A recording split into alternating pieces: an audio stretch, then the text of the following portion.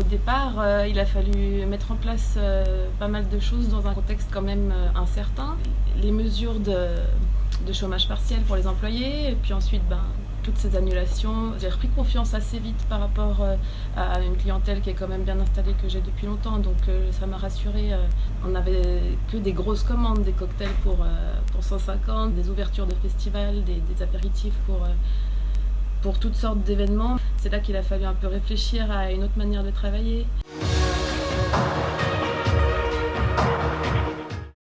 On avait pour 300 personnes, c'était sur devis.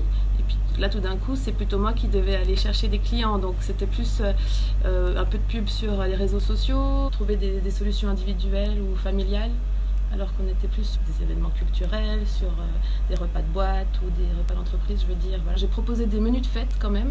Et là, les gens, ils ont commandé. Nous, on était là, dispo pour faire des plus petites quantités, alors qu'avant, je refusais moins de 15 personnes, mais cette fois, c'était oui, pour 4 personnes, on fait une livraison de repas, pas de souci. Je me suis dit que là, c'est le moment aussi de réfléchir à vraiment changer certaines façons de travailler, d'avoir une démarche vraiment locale.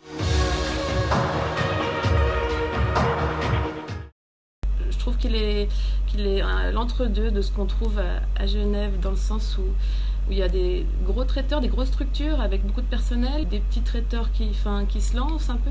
Nous, ça fait quand même 10 ans qu'on le fait, mais on reste un traiteur à petite échelle, on va dire, avec peu d'employés, où on fait tout maison.